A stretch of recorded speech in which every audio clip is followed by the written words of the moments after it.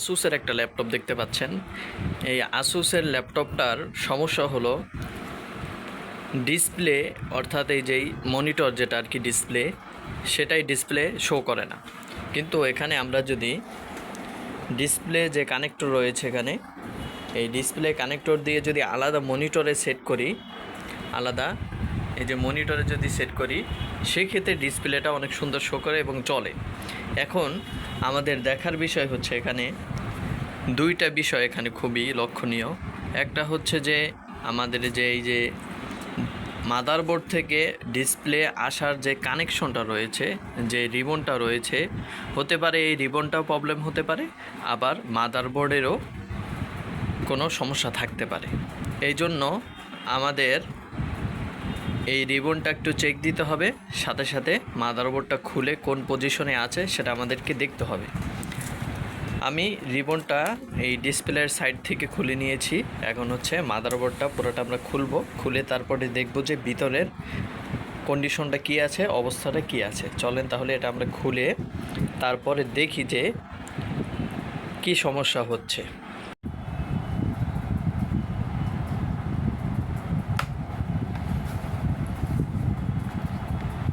আমরা যেগুলো স্ক্রু, এখানে যেগুলো স্ক্রু রয়েছে, স্ক্রুগুলো খুলে নিলাম।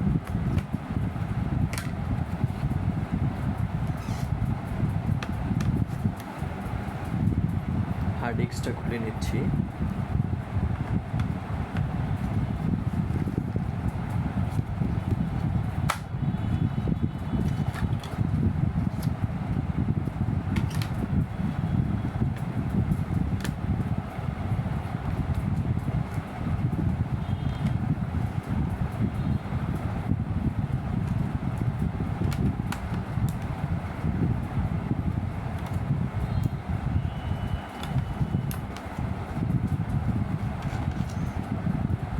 আগের যে সকল ল্যাপটপ রয়েছে একটু ডিভিডি সহকারে, যেগুলো একটু ভারী হয় এবং একটু মোটা হয়, সেগুলোর স্ক্রুগুলো কিন্তু অনেকটা বেশি থাকে,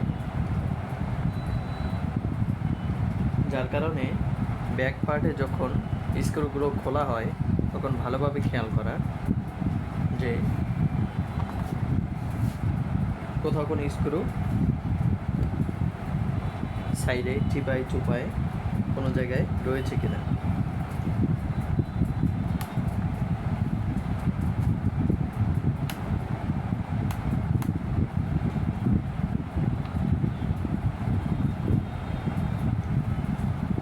আর হচ্ছে এখানে দেখেন এই যে একটা স্টিকার রয়েছে, খোলার জন্য এই স্টিকারটা উঠাতে হবে, কারণ এই স্টিকারের নিচে একটা লক রয়েছে, সেই লকটা খোলার ক্ষেত্রে ওপেন হতে হবে।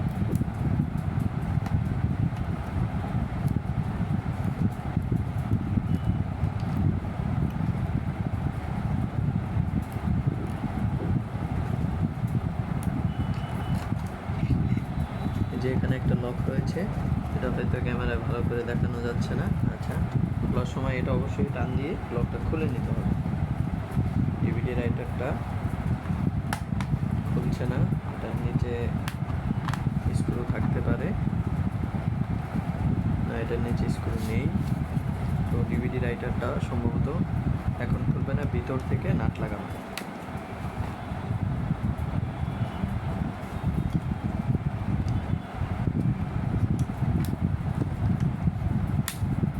আমাদের সকল স্ক্রু খোলা হয়ে গিয়েছে, এখন হচ্ছে বডিটা খুলতে হবে।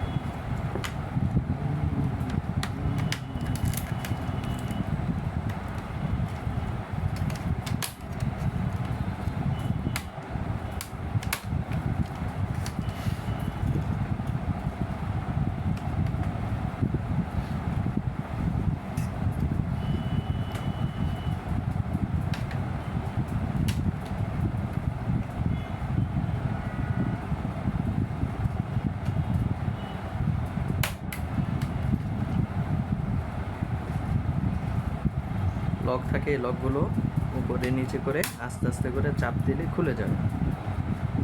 জবরদস্তি টানাটানি কিছু করা যাবে না, কারণ প্রত্যেকটা লক যদি ভালোভাবে না খুলে, সেক্ষেত্রে যদি জোরে চাপ দেওয়া হয় অথবা টান দেওয়া হয়, লকগুলো ভেঙে যায়। আর ভেঙে গেলে পরবর্তীতে ওটা আর লাগবে না, এই জন্য খুব সতর্কতার সাথে খুলতে হয়। পুরোনো যেগুলো মেশিন রয়েছে সেগুলো হচ্ছে প্লাস্টিকটা অনেক হার্ড হয়। হার্ড বলতে অনেক ধরনের আমরা মটকা বলে থাকি। প্লাস্টিকটা পুরনো হওয়ার কারণে অনেক শক্ত হয়ে থাকে, জোরে চাপ দিলে অথবা জোর প্রয়োগ করলে সেক্ষেত্রে ভেঙে যাওয়ার সম্ভাবনাটা বেশি থাকে।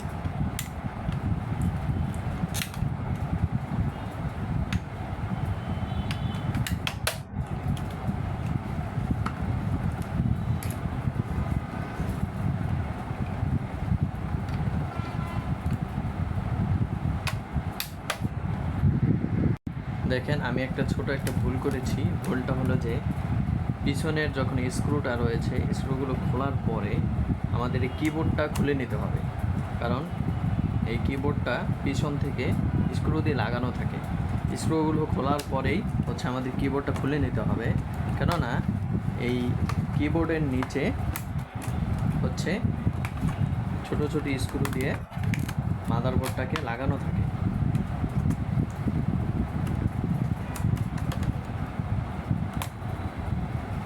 এখানে এই যে লক রয়েছে, লকগুলো আস্তে করে খুলে আলতো করে চাপ দিয়ে হাত দ্বারা একটু জাগিয়ে তারপরে এই লকগুলো খুলে দিলে উঠে যাবে। ব্যাস, আমাদের কিবোর্ড উঠে গেল।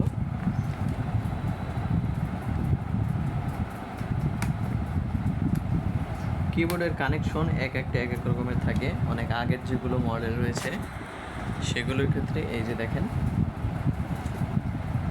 এটা হচ্ছে এই দুই প্রান্ত থেকে আস্তে করে টান দিতে হবে। টান দিলে এটা কিবোর্ডটা বের হয়ে যাবে। অনেক সময় প্লাস্টিকটাও বের হয়ে আসে, সেক্ষেত্রে প্লাস্টিকটা বের হলে কোনো অসুবিধা নেই, বাট হচ্ছে এই যে দুই সাইডে যে লেগ রয়েছে, লেগগুলো ভেঙে গেলে অনেক প্রবলেমে পড়তে হয় আর কি। এখন এটা যাতে হারিয়ে না যায়, লাগানোর সময় যেন আমি খুঁজে পাই, এজন্য এখন উপরেই ট্যাপ দিয়ে সাইডে লাগিয়ে নিচ্ছি, যাতে পরবর্তীতে যখন লাগাবো এটা যেন না হারিয়ে যায়।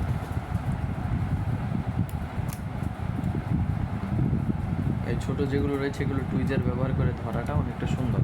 হাত দিয়ে এত ছোট জায়গায় কাজ করা দুষ্কর হয়ে ওঠে। এই যে দেখেন,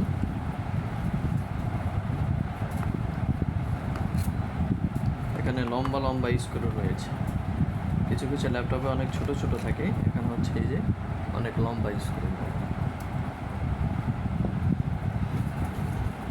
এখানে আরও এই যে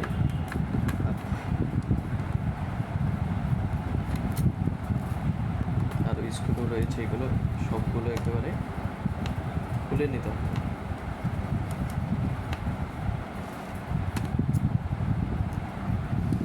এখন দেখেন, এটা ডিভিডি রাইটারের হচ্ছে স্ক্রু ছিল। এখন যদি আমি ডিভিডি রাইটারটা আস্তে করে টান দিই, বের হয়ে আসবে। এই যে দেখেন, বের হয়ে আসছে। আমরা আলাদা করে রেখে দিলাম।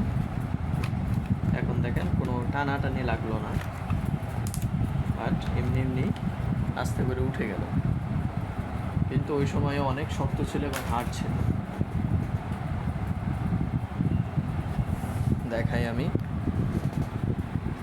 দেখেন এটার অনেক ময়লা রয়েছে। অনেক সময় হয় কি, এই ময়লার কারণেই মাদারবোর্ড শর্ট হয়ে যায়, নো পাওয়ার হয়ে যায়, অথবা আইসির গোড়ায় জংকার পরে তারা ভোল্টেজ প্রপারলি ড্রপ করতে পারে না। সেক্ষেত্রে এই ময়লাগুলোই নো পাওয়ারের কারণ হয়ে দাঁড়ায়। আমরা এটা ভালোভাবে আগে পরিষ্কার করে নেব, শুকনো তুলি ব্রাশ দিয়ে এই ময়লাগুলোকে ভালোভাবে সরিয়ে নেব।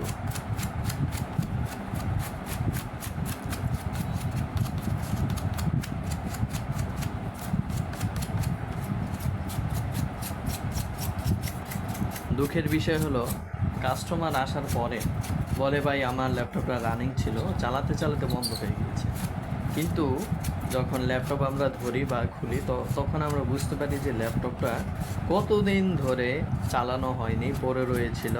কিন্তু তাদের ভাষ্য হলো যে না, আমি এইমাত্র চালিয়েছি, রাত্রে চালিয়ে ঘুমিয়েছে, সকালবেলা আর চালু হয় না। কিন্তু কতদিন আগে সেটা আর বলে না। এটা হচ্ছে একটা আশ্চর্যের বিষয়। আসলে এরকম করলে কি আমাদের ভোগান্তি হয়, আর কিছু না। আমরা তো সেভাবেই সলভ করি তাদের কথা অনুযায়ী, যে রানিং ছিল তাহলে তো হয় অন্য কোনো প্রবলেম, কিন্তু খোলার পরে বোঝা যায় যে এটার কী অবস্থা রয়েছে।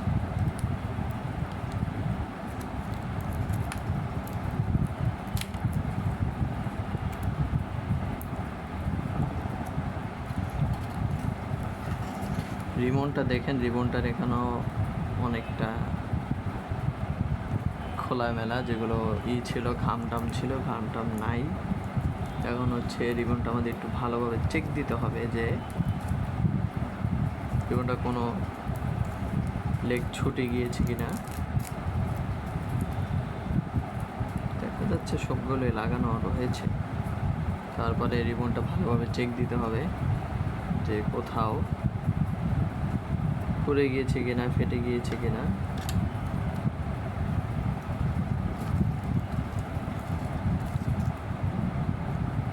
রিবনটার উপর দিয়ে তেমন একটা কিছু বোঝা যাচ্ছে না, অনেকটা ফ্রেশ দেখা যাচ্ছে। এখানে শুধু একটু ওই যে এখানে যে বডির সাথে যে ছিল এর একটা জংকার পড়েছে, এখানে অনেকটা শক্ত শক্ত মনে হচ্ছে, বাট সব কিছুই ওকে মনে হচ্ছে। তারপর আমার যে পুরনো রিবন রয়েছে সেই রিবনগুলো একটু চেক দেবো যে কোনো একটা রিবন সেম রিবন আমরা পাই কিনা। রিবন চেক দেওয়ার জন্য আমাদের এই দুই মাথায় যথেষ্ট। তিনটে জিনিস লক্ষ্য করতে হয়, যে এটা হচ্ছে চ্যাপ্টা একটা মাথা, আর এটা হচ্ছে 40 পিনের একটা মাথা। বলে চ্যাপ্টা মাথা আর 40 পিন, এই দুইটা আমাদের খেয়াল। আর হচ্ছে কতটুকু লম্বা, এই দুইটা আমরা, এই তিনটা যদি আমরা খেয়াল করি তাহলে রিবনটা বের করতে অনেকটা সহজ হবে। আমার কাছে অনেকগুলো রিবন রয়েছে, এখন হচ্ছে তাড়াতাড়ি করে আমাদের দেখে নিতে হবে, যে খুঁজে নিতে হবে যে ওই রিবনটা সেম রিবনটা পাওয়া যায় কিনা। অনেক সময় আছে যে নাম লেখা রাখা হয় কিন্তু এখানে রাখা হয়নি, এই জন্য আমার খুঁজে তারপর বের করতে হবে। চ্যাপ্টা মাথা এটা হচ্ছে 30 পিন, কিন্তু এটা হচ্ছে 40 পিন সম্ভবত, না সেম মিলে কিছুটা ডিফারেন্স মনে হয়। তারপরে হচ্ছে চ্যাপ্টা মাথা, আমি মনে হয় সম্ভবত পেয়ে গিয়েছি। হ্যাঁ মিলেছে, এটাও মিলেছে, আবার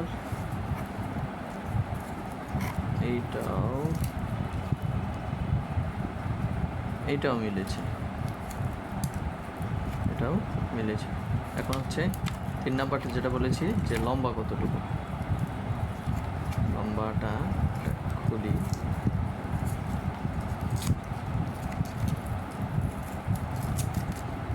লম্বা কতটুকু, ওটা বেশ লম্বা, এটাও দেখা যাচ্ছে অনেকটা লম্বা আছে।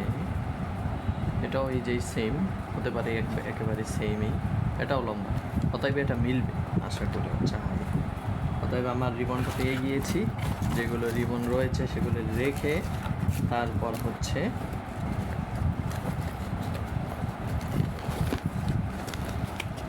লাগিয়ে চেক দিব যে আসলে ডিসপ্লে একটা লাগিয়ে যে আসে কি না। যদি রিবনের কোনো সমস্যা থাকে তাহলে অবশ্যই ডিসপ্লেটা চলে আসবে, আর যদি ডিসপ্লে না আসে সেক্ষেত্রে হয়তো বা অন্য কোনো প্রবলেম থাকতে পারে। এটাই আমাদের চেক দেওয়ার বিষয়। রিবনটা যেহেতু অনেকদিন পরে ছিল, এই জন্য আমরা একটু ক্লিন করে নেব, যাতে আবার ময়লার কারণে কোনো সমস্যা দেখা না দেয়। ডব্লিউডি দিয়ে আমরা ভালোভাবে পরিষ্কার করে নিচ্ছি। এই মাথাও, আবার এই মাথাও। সাথে সাথে আমার যে স্টকে যে রিবনটা ছিল সেই রিবনটাও একটু চেক দিয়ে নেব কোথাও কোনো জায়গায় ফুটো ছিঁড়া আছে কিনা। দেখতেছে না, অনেকটা বেশ ভালো রয়েছে। এখন হচ্ছে এটা চেক দিয়ে দেখব। এখানে যে ডিসপ্লে কানেক্টর রয়েছে মাদারবোর্ডের, এটাও আমি হালকা করে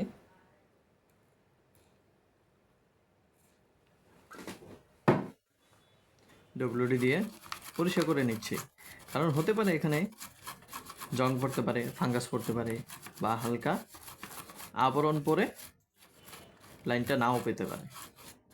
সেক্ষেত্রে একটু পরিষ্কার করে নেওয়াটা বেটার। আর উপরে হালকা একটু ঘষা মাজা করে দিচ্ছি।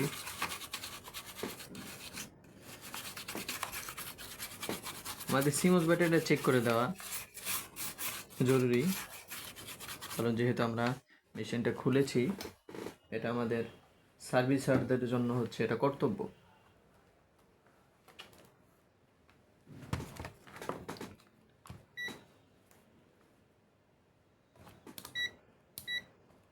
আমি চেক দিয়ে নিচ্ছি যেটার কী কন্ডিশনে রয়েছে।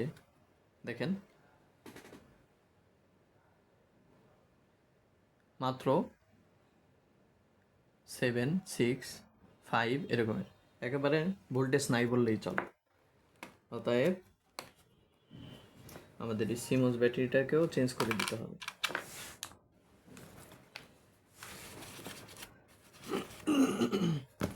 কারণ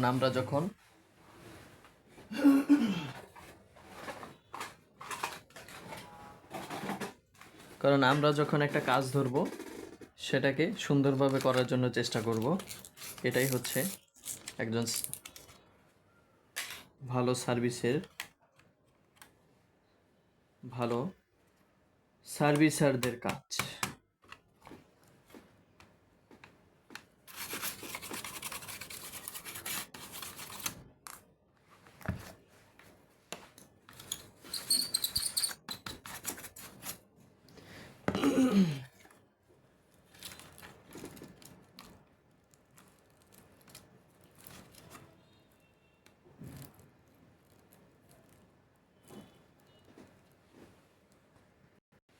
ডিসপ্লে কানেক্টরটা আমি লাগিয়ে নিলাম। এখন হচ্ছে আমার কাছে একটা পুরনো ডিসপ্লে রয়েছে। চেক দেওয়ার ক্ষেত্রে আমি পুরনো ডিসপ্লে ব্যবহার করব, কারণ কোনো শর্ট সার্কিটের কারণে যদি ডিসপ্লের কোনো ক্ষতি হয়, সেক্ষেত্রে একটা পুরনো ডিসপ্লেই ক্ষতি হোক। এই জন্য পুরনো ডিসপ্লে টেস্টের জন্য পুরনো ডিসপ্লে রাখা অনেকটা ভালো। কারণ হতে পারে কোনো একটা শর্ট সার্কিটের কারণে আপনার ডিসপ্লের যে সাইড রয়েছে, এখানে কম্পোনেন্ট রয়েছে, সেখানে কোনো একটা ফিউজ অথবা আদার্স কেটে যাওয়ার সম্ভাবনা থাকতে পারে। সতর্কতামূলক সেই ক্ষেত্রে ইউজ ডিসপ্লে ব্যবহার করাটাই অনেক ভালো।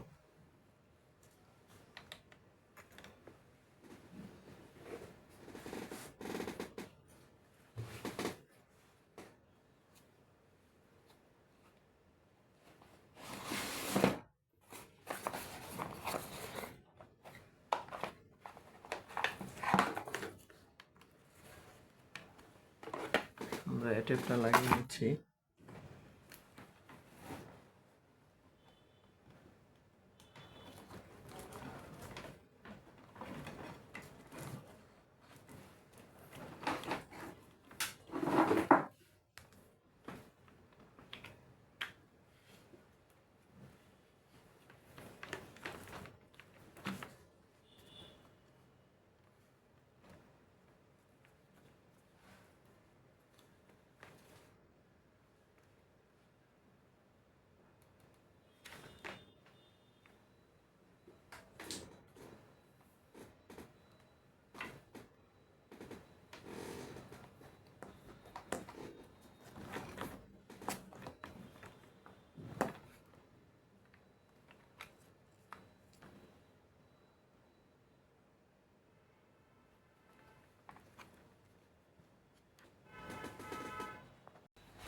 দেখেন আমরা রিবনটা চেঞ্জ করে নিয়েছি।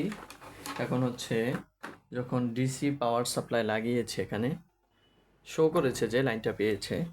এখন হচ্ছে আমরা পাওয়ার সুইচ দিয়ে দেখব যে ডিসপ্লেটা আসে কি না। যদি আসে তাহলে আলহামদুলিল্লাহ যে রিবনের সমস্যা, আর যদি না আসে সেক্ষেত্রে হয়তো অন্য কাজ করতে হবে। মাদারবোর্ডের ডিসপ্লে যে কানেক্টর রয়েছে সেগুলো সবগুলো চেক দিতে হবে, ভোল্টেজ ঠিক মতো আসছে কিনা, বা আদার্স যেগুলো মাদারবোর্ড প্রবলেম বা লাইনের প্রবলেম এগুলো আবার আস্তে আস্তে করে চেক দিতে হবে। তো চলেন দেখি পাওয়ার সুইচ ট্রিগার দিলে ওপেন হয় কি না। মাল্টিমিটার ডায়োড মোডে রেখে ডেড প্রোব গ্রাউন্ডে আর ব্ল্যাক প্রোব হচ্ছে পাওয়ার সুইচ।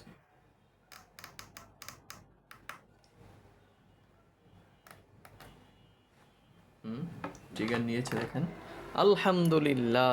দেখেন ডিসপ্লে অলরেডি চলে আসছে, আলহামদুলিল্লাহ রেডিগো নিয়েছে, ডিসপ্লে চলে আসছে, আর আমাদের কোনো সমস্যা নাই। অতএব বোঝা গেল যে আমাদের রিবনটা প্রবলেম ছিল। এই রিবনটা এখন চেঞ্জ করলেই ইনশাল্লাহ আমাদের মেশিন রেডি। আজকে এই পর্যন্তই, আবার এটাকে আবার সেট করব, সেট করে কাস্টমারের হাতে ভালোভাবে বুঝিয়ে দেব। আলহামদুলিল্লাহ কাজটা সলভ হয়ে গেল। এরকম আরও ভালো ভালো ভিডিও এবং সার্কিট লেভেলের যেগুলো ভিডিও এগুলো যদি পেতে চান অবশ্যই আমাদের চ্যানেলটা সাবস্ক্রাইব করে রাখবেন, আর লাইক কমেন্ট তো অবশ্যই থাকবে। যদি লাইক এবং কমেন্ট করেন সেক্ষেত্রে আবার ভিডিও বানানোর একটা আগ্রহ জাগে, এই জন্য লাইক কমেন্ট তো জরুর। সবাই ভালো থাকবেন, সুস্থ থাকবেন, শুভকামনা। আসসালামু আলাইকুম রহমতুল্লাহ।